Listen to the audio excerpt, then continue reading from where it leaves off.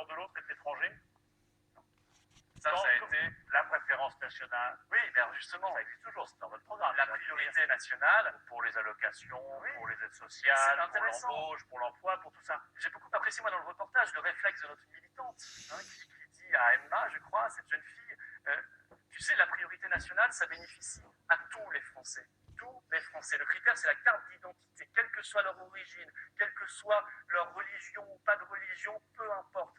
Voilà ce que c'est. Donc on écarte l'étranger de ces avantages-là. Vous savez, la République française, elle reconnaît des citoyens, ce sont les Français, puis il y a les étrangers. Les étrangers, ils peuvent vivre en France, mais ils ne sont pas citoyens français. C'est un principe vieux comme le monde qui a été posé depuis des siècles dans notre pays. Et la priorité nationale est appliquée en Suisse, elle est appliquée au Maroc, elle est appliquée à Monaco, elle est appliquée dans plein de pays du monde. C'est évidemment un principe simplement de bon sens, surtout en pleine crise économique et sociale. On fait cette émission parce qu'on se dit qu'il y a un réveil, on appelle ça le réveil des droites, pour être le plus large possible, hein, droite extrême, droite pas extrême. Je veux dire que ce titre ne vous plaît pas, mais on assiste en Europe aujourd'hui à une montée des nationalismes et à une montée des droites et des extrêmes droites.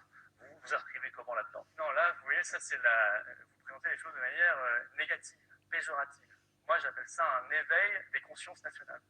Un éveil des consciences nationales partout en Europe, c'est vrai, vous avez raison. Partout, on voit des mouvements comme le Front National qui progressent. On voit des mouvements patriotes qui arrivent de plus en plus au pouvoir parce que les peuples veulent revenir dans le jeu, parce que les peuples ne veulent pas être exclus de l'histoire, parce que les peuples en ont marre de cette Europe-là qui les appauvrit, qui les contraint à l'austérité, parce que les peuples en ont marre de ces alternances qui ne servent à rien. Avec des discours et des constantes, notamment sur la haine de l'autre et de l'étranger, qui apparaissent souvent comme le bouc émissaire, que ce soit les Roumains en Hongrie, que ce soit les étrangers plus globalement en Grèce. Vous pourrez en parler tout à l'heure. Eux, leur programme, c'est la Grèce aux Grecs. On est pas loin de la France aux Français, c'est un peu la même chose. Non, d'ailleurs, permettez-moi sur ce point-là, je voulais faire une remarque importante dans cette émission. Autant votre reportage, je le trouve professionnel, il correspond au front que moi je vois toutes les semaines dans les fédérations, sur le terrain.